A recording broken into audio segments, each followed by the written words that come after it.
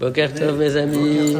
Nous revenons sur le texte du Kiddush récité le vendredi soir, sur lequel nous nous étions arrêtés la dernière fois, et notamment sur une double formule.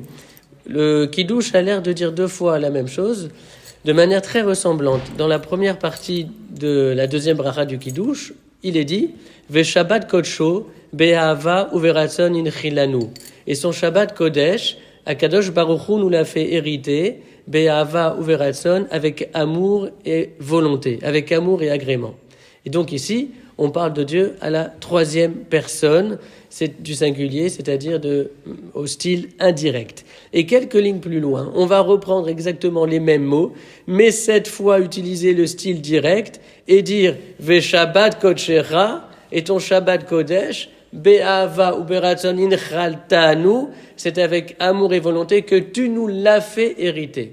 Donc on est passé du style indirect au style direct, de la troisième personne à la deuxième personne. Et la dernière fois, nous avions expliqué que ceci est en rapport avec la dimension du double du Shabbat sur laquelle nous nous étions arrêtés. Alors aujourd'hui, une autre explication, c'est que dans un premier temps, on parle de Akadosh Baruch Hu avec crainte révérentielle, avec une certaine distance dans l'expression, parce qu'effectivement, Akadosh Baruch Hu relève de l'infini. Et immédiatement, après avoir fait référence au fait que nous parlons de Akadosh Baruch Hu à la troisième personne, on nous dit que le Shabbat est célébré Zikaron et Maaseh Bereshit en souvenir de la création du monde. Et c'est vrai que la création du monde nous donne le vertige. Qu'est-ce que l'homme sinon un grain de sable, un grain de poussière et encore dans l'immensité si gigantesque, si vaste, qui touche presque la dimension de l'infini. C'est rien.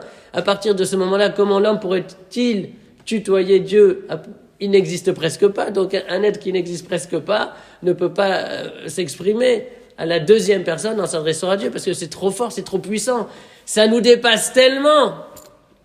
Mais le Shabbat est célébré, Zecher les Maaseh Bereshit en souvenir de la création du monde. C'est vrai. Mais immédiatement après, le texte du Kiddush nous dit que le Shabbat est également célébré Zecher l'Yetziat Mitzrayim, en souvenir de la sortie d'Égypte. Or, qu'est-ce que signifie la sortie d'Égypte ? La sortie d'Égypte signifie que Akadosh Baruch Hu a créé le monde et qu'il ne s'en est pas détaché.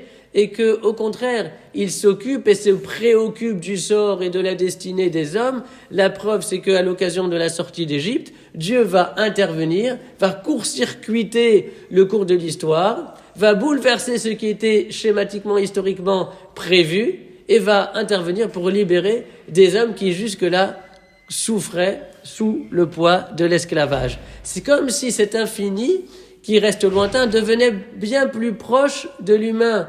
En fait, Akadosh Baruch Hu est lointain, on en parle à la troisième personne, au style indirect, du point de vue de la création du monde.